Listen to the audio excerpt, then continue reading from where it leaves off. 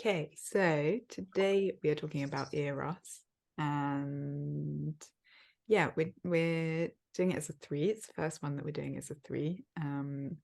So me, Sharon, David, and yeah, I think one of the reasons to do it as a three was a sense of rather than it being a thing that one person can kind of embody, it's almost like so relational and yeah, like different, I guess different people's eros is so different. It just felt really meaningful to um yeah, get a few of us together, and there's something about including the balance of um masculine and feminine in the mix, which yeah, we've sort of had a short discussion before, and it's nice to recognize that everyone has the masculine and the feminine, the yin and the yang within them, but yeah, it's just nice for that to sort of be represented as well. So that was one small thing, and then yeah, I guess maybe I'll first just kind of locate us on the model, and then we can just chat about the topic. So yeah, Eros is the meeting of soul and relationship, and it's cultivating openness through practicing expression. And yeah, there was a way that sort of one of the early things that was coming out was often what has a lot of eros in it are the things that are at the sort of the far ends of the spectrum of expression and openness. So it's kind of like the parts where we feel really intensely, or yeah, there's a lot of like fierceness that wants to come out, or equally where there's like a lot of like real kind of delicateness and intimacy in just a much sort of gentler, more soft kind of meeting of things.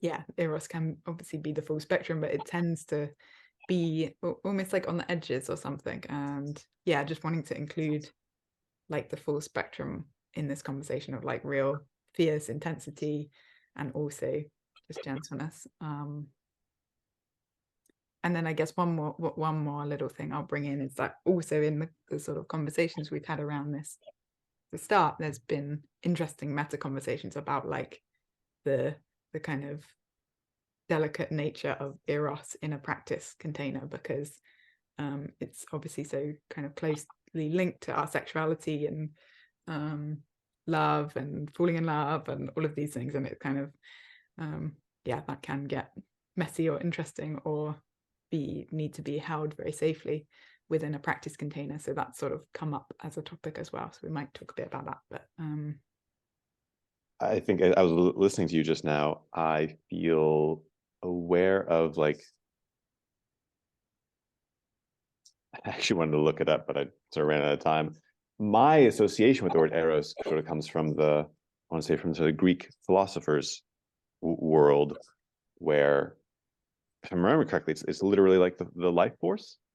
Like Thanatos is the death force, or the sort of destructive force, and Eros is the life force. And so, for me, it's like, I know that Cheryl, you and I talked about this as well when we had our conversation a while back, but for me, the association with Eros and sexuality feels like present. But I notice for me, it's almost like an afterthought. That's not quite right, but it's almost like, for me, like, to me, the life of life is Eros, the joy and the passion and the tasting delicious food or delicious drink, or the wind in your hair at just the right angle, or the joy of listening to good music. Like, I associate personally, like, I don't know, I'm not sure what hedonism is and the way that other people use it, but for me, hedonism, that term sort of connects to really allowing yourself to enjoy deeply, to feel deeply, to be with the sensory realm deeply, fully, without hesitation, or without kind of shame, or kind of contracting around pleasure. And so to me, Eros is sort of like the movement that's trying to move me or something. It's trying to move life. It is moving life. And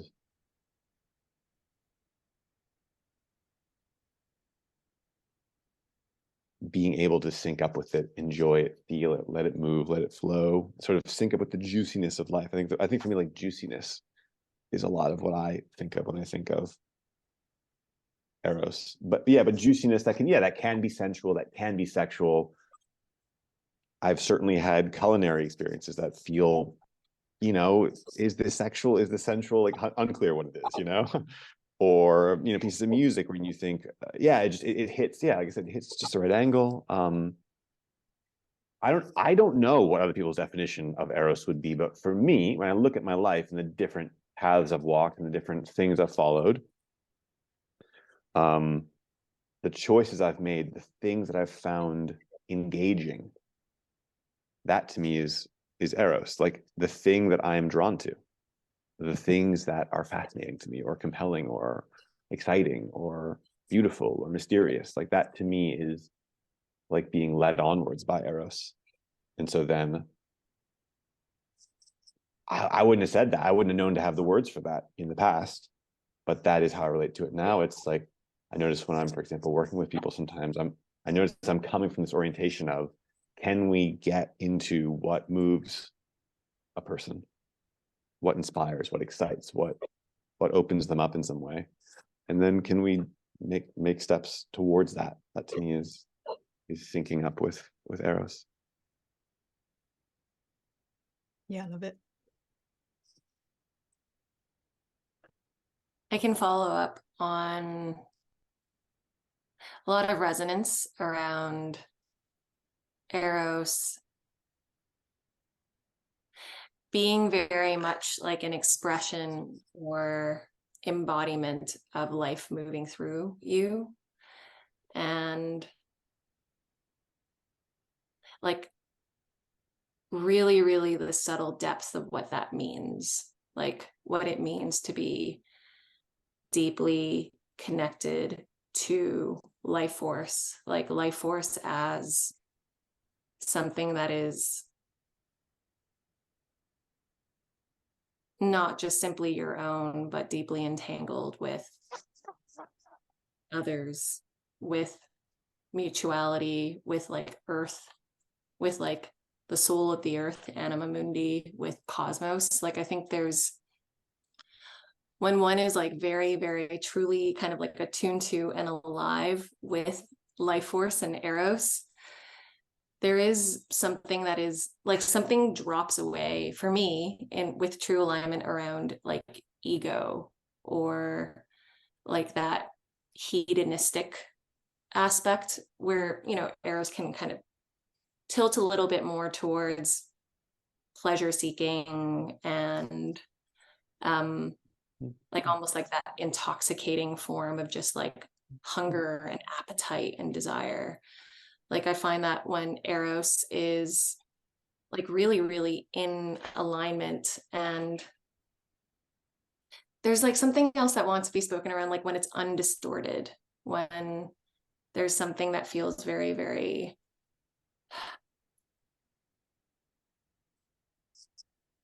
clean and without shame and intimate in one's relating with your body, with your soul, with the bodies and souls of others.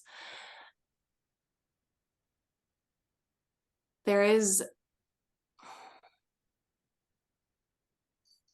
there's something that just feels very pure and innocent in its sensuality, in its radical expression of sensual aliveness.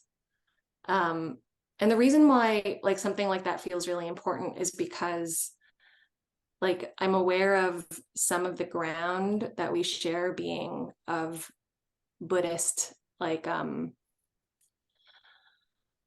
Buddhist notions of like desire being something that we might be something that maybe we want to liberate ourselves from. It's like desire is something that creates like clinging and attachment.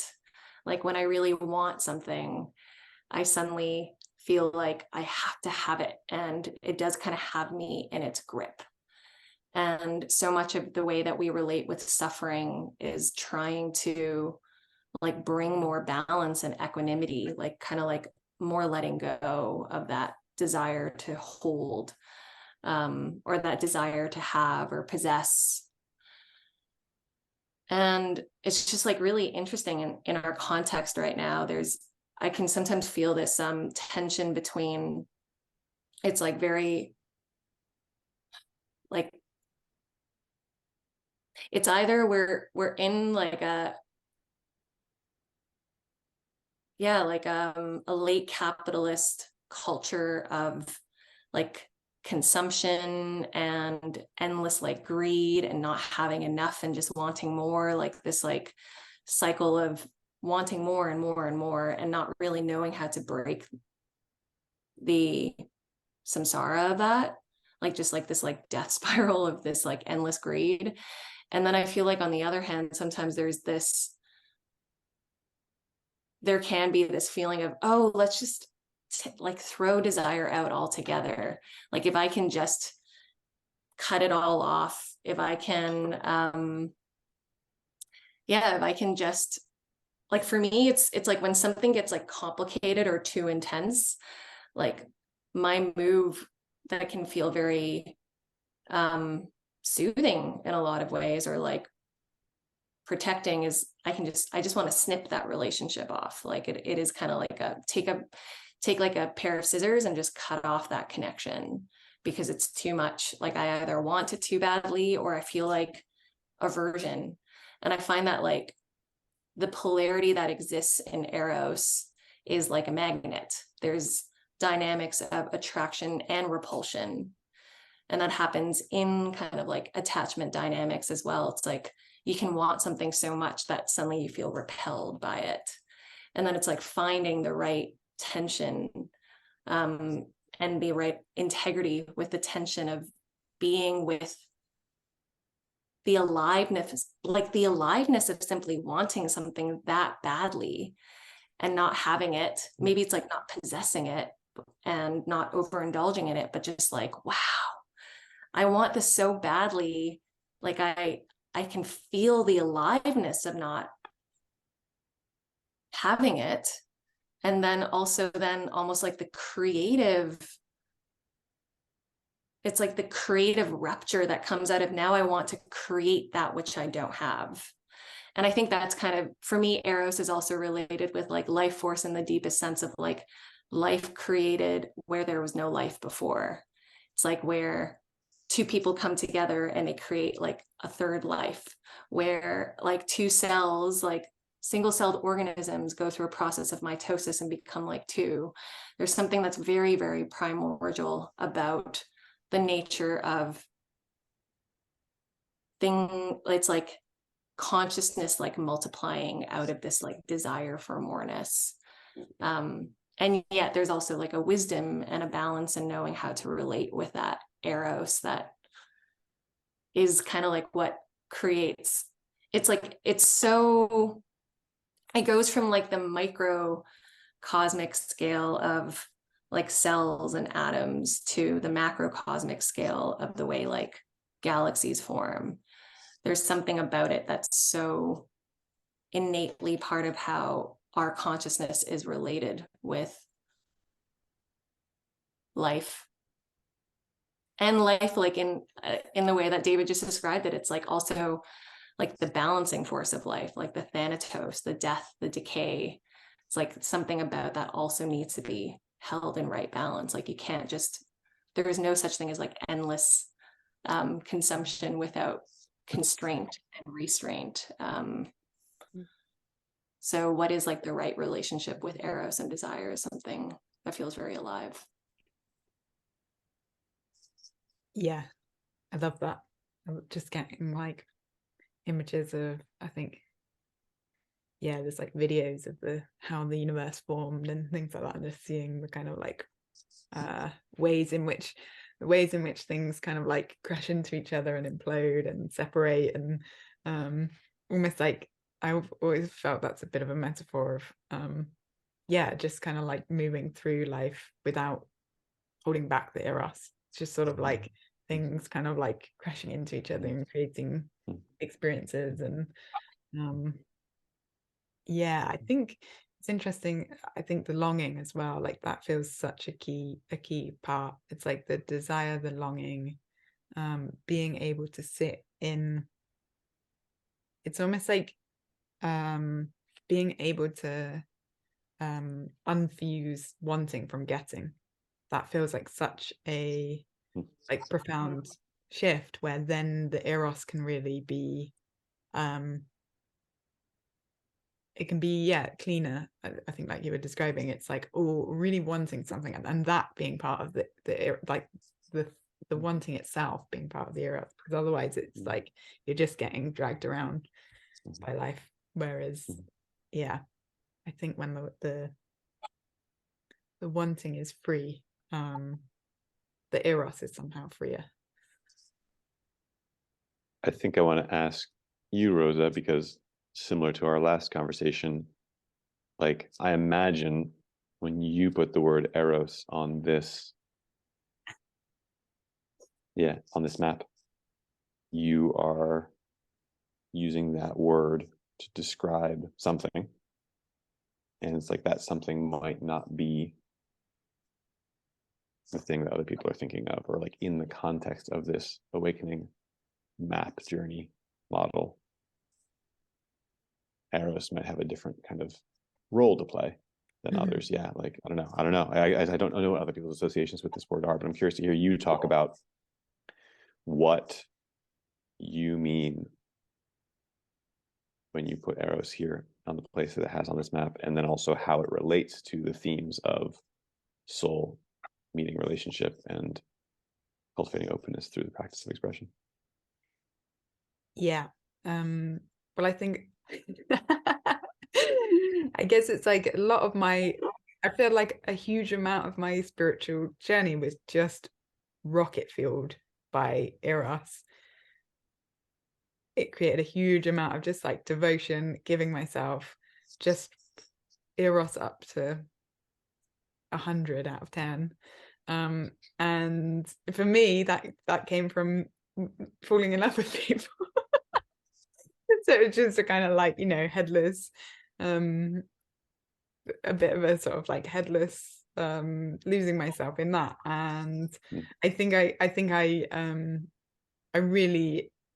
also relate to earlier in my path being very fueled by a sort of a much broader range of Eros, and that being included in part of the journey and the kind of like drive behind it. I think that the sort of like falling in love and the sexual aspect of it is, to me, it's like that's one of the deepest parts of us. It just seems to be like the bit that touches really, really deeply. So it's almost like Eros, I think, is one of our deepest expressions. It's like our life force. It's what we're here to do. It's us. It's like where our soul, if you think about soul and relationship, it's kind of like where our soul comes into relationship with the world, with others, with so it's almost like the deepest part of us coming into that's nice. meeting things. Nice. So yeah, I think it's like knowing how fundamental it was for me, like that part, also wanting to include the broader context of it, because that also having been important for me, but not wanting to, I guess, leave that part out either. But I think that also an interesting part is that a whole bunch of that was imaginal, and it's like the way in which the soul realm does have this like imaginal quality, and the process of falling in love with someone is so richly imaginal, that the kind of like transferency, limerancy thing that happens, it's like inspiring something imaginal in people, and that being part of the core of Eros as well. There's some way in which it's almost like if you need an element of devotional quality to go down the spiritual path, go down awakening, like what are you devoting yourself to? And Eros feels like a big part of that. It's like what inspires you to feel devoted, to feel like you want to give yourself. What do you think are some of the, certainly no one answer, but like what are some of the ways in which people struggle to connect with Eros? Like what are some obstacles in your way of seeing? I feel Truly like connecting deeply with I Eros. feel like you've both named a couple of things, like the shame and the being sort of pulled off to the side that you mentioned, Cheryl. I thought that was really nice. I think there's something in, it's like fear of being fully seen and fully met, and also lack of places to go where you can be fully seen and fully met. Like where can you really be your full life force expression? Because I guess kind of like I was saying, it starts off on like the really intense or fierce, or like things that are in shadow, or like really delicate, really gentle, really like refined kind of intimacy.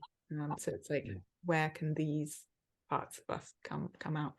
I'd be interested to hear if you two would have.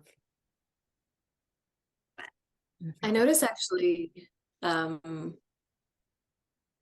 it's like, I don't know. Sometimes I don't want to name it as an emotion as though it's a thing. I just want to stay with the phenomena. Like I was noticing kind of like intensity behind my eyes when you were describing like the fear of being seen, like the fear of being seen and received fully for your aliveness. And it's like there's such a like beautiful paradox in that kind of longing that my sense is like, I mean, I know it's so deeply in myself, but I want to dare to say that I think everyone has that, which is there is this longing so deeply to be fully seen and received and to belong and to be accepted and to just like bare yourself completely. That's kind of almost like the nakedness of the soul, is like, I don't want to hold back. I don't want to be preconditioned by all these patterns that are socially put on me around like what I'm supposed to do.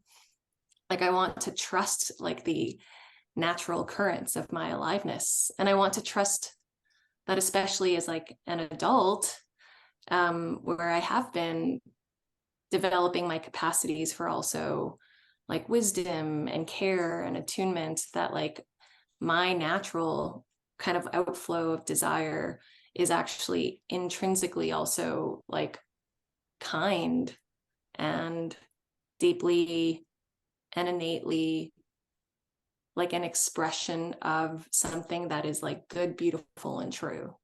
So that is something that I long for. And it's also terrifying. It's like to bare yourself, to like, even here, it's like it's so hard to be present in a way where you're not slightly aware of, oh, like how will others perceive me? Like, am I coming, like, is this like a place or a space or like a world where I can feel safe enough to like naturally unfold in my aliveness and my becoming, like without fear, just with ease, with that kind of Taoist effortless effort of, here I am, like, here I am, will you receive me? And I think that in like, I often just try to relate with that as like intimacy with reality. It's like just like that kind of skin to skin contact with reality, the reality of like who I am and what is here, and the reality of who you are, like who the two of you are and what is there. and then like the field between us and everything that is like always in contact, and to not, as much as like it's like knowing where it's important to titrate some of it and hold boundaries. And I feel like we are like the swimming upstream aspect of it is we are in more of like I think a dominant cultural paradigm of like distancing and separation and like fear of intimacy, and like very much like yeah, like a not wanting to be with what is here because it's like too much, it's too intense. Like I don't, like you might hate me for this, or I might get canceled for this, or it's like there's so much here. And I think I want to hold space for that fear as well, like that's in the body. Because yeah, you can't just, there's like a wisdom in that fear. I guess maybe I'll just say that. I think what comes up when you say that, Cheryl, is like sort of recognizing, yeah, a intergenerational pattern, trauma, meme, whatever you want to call it, where like certain forms of expression and Eros are taboo and other forms are okay. You know, falling in love is okay. You know, kink, depending on who you are, but kink sexuality for example might not be okay. You know, for example, you know, laws in different countries around what kind of sexuality is okay and what's not.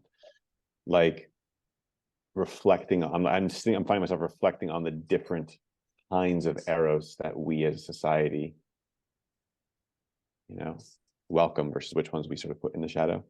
And then thinking about what are the kinds of spaces. Like for me, for example, for a long time, for me, violence and aggression were things that just were bad.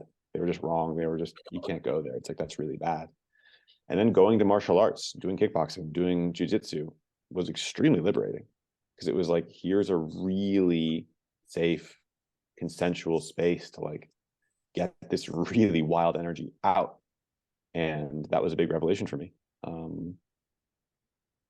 And just like reflecting on, it's like we talk about these, you know, whether it's kink and sexuality, or just these different kinds of places where people go to get certain kinds of sort of shadowy Eros needs met, or to be seen fully in different, you know, forms. You know, I'm not sure how practical it is, that sort of our whole, like maybe there's some wisdom in these things being a bit niche, you know. But I notice I have a wish for us as a civilization that there'd be a bit more space for our full range of expression. It seems to me a lot of this gets pushed in the corners and then comes out in odd ways, and it's just aliveness. I mean, sure, obviously you don't want to go around harming people, but like there is plenty of aliveness and energy that I think is quite healthy that just gets sidelined. Different for men, different for women, different in different countries, different, you know, cultures, societies, etc. But it puts me in touch with like a real wish to, yeah, inspire a culture of more openness, like you say, around expression, around permission. Sort of, I guess for me, Eros and taboos can go together often. I find myself quite drawn to, yeah, sort of lifting taboos.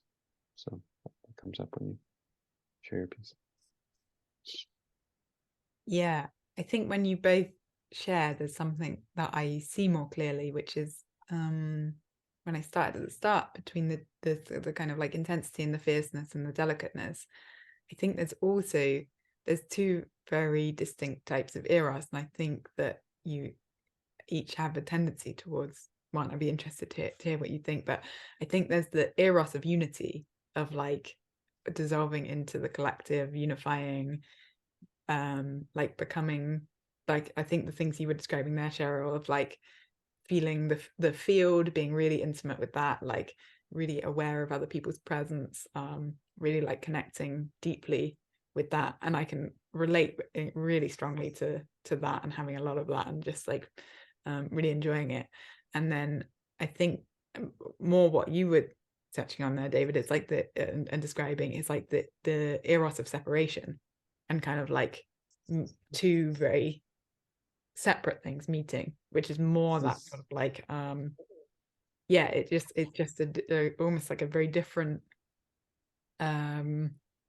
mechanism of Eros. It's like the kind of like two powerful things kind of meeting each other, and like but staying separate in a kind of like martial arts or like I see what you mean. type stuff, or shibari, or it's much more that sort of like I guess includes kind of like power and separateness and people being, and I think it's almost like there's something really Eros fueled for me in like really the feeling is like being in my own kind of like experience and staying in it, and like the showing up in a really kind of like full force way. And then there's something really Eros-y about just like melting and dissolving and kind of turning into unity. And I think often what happens with Eros type stuff is people take one or the other as the whole thing, and it's really nice to sort of like see both of those. I love that's such that dynamic polarity, like that polarity between this like it's like this desire to meld and come close, and then this desire to also individuate and like be unique and be powerful, like that power love kind of polarity is like that for me is that's where it's almost like when you bring like two wholes together in such a way that it's like you're not letting them quite collapse into becoming like a melded entity. You're not just turning into one, but you're also not like, you know, swinging apart and just doing your own thing. Like there's something around, like for me, it's like this orbital dynamic that can come so close. It's like when two magnets come really close together, it's like there's more energy. It's harder to be very, very close and not touch than to like just cool, or oh, we're really far apart. So it's like I don't know, there's something in that feels like the capacity to really be in your body, like, and be deeply aligned and be deeply centered and be deeply rooted in the holding of that intensity with another, especially, but with like otherness in yourself. It's so fractal.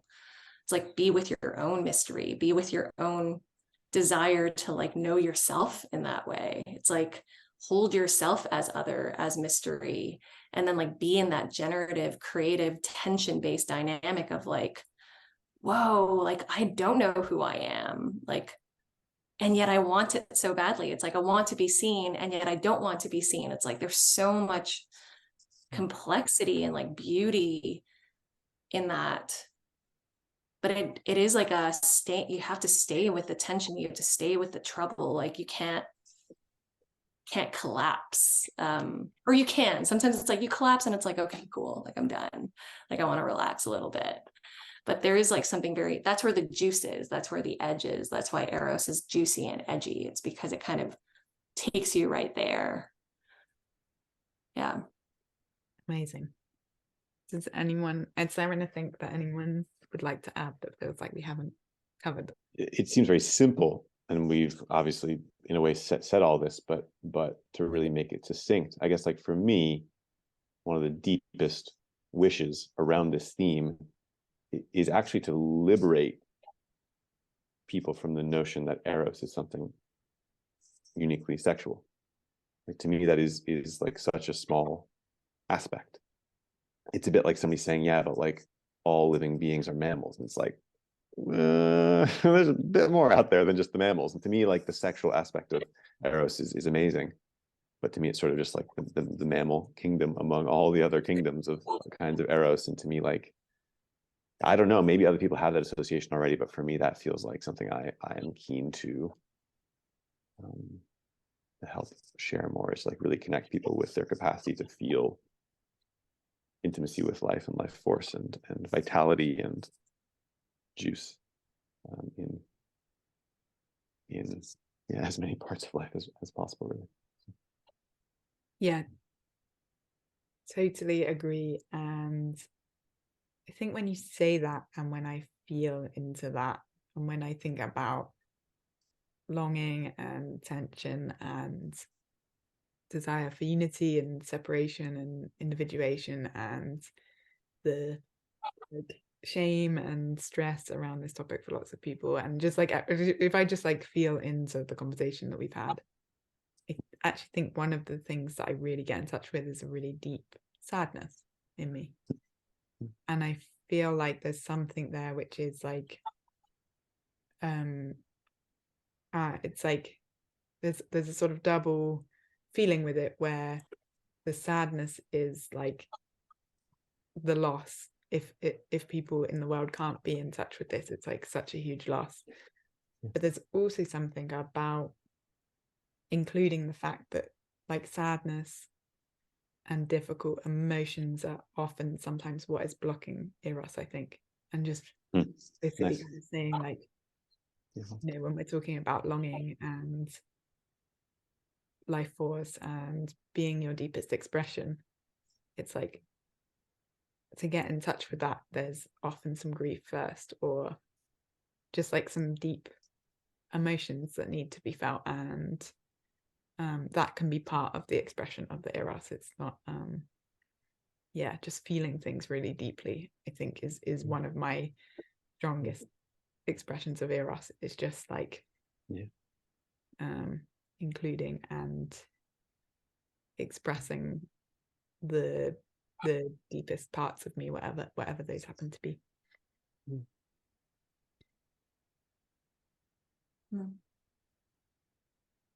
There's like a whole, you can cut this part from the recording, but there's like a whole sidebar around creativity, grief, sadness, Eros, like how all my most creative periods have been many of my most creative periods have been my most sad, or most sort of like there's just a huge amount of creativity and vitality there.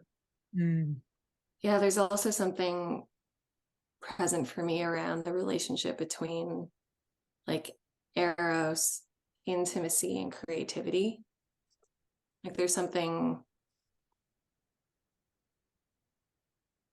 where they feel kind of like indivisible fragments of a whole. And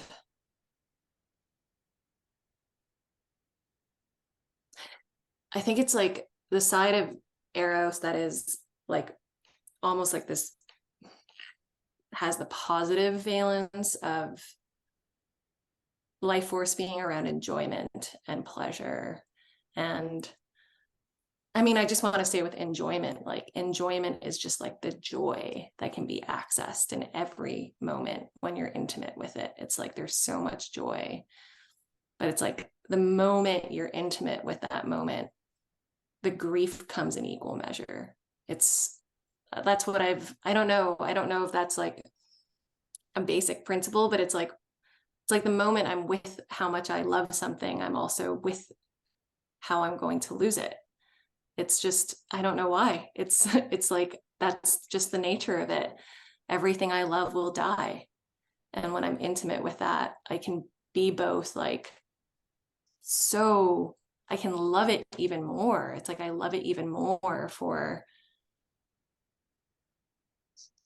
knowing that it's like not, knowing its impermanence. So I think that grief is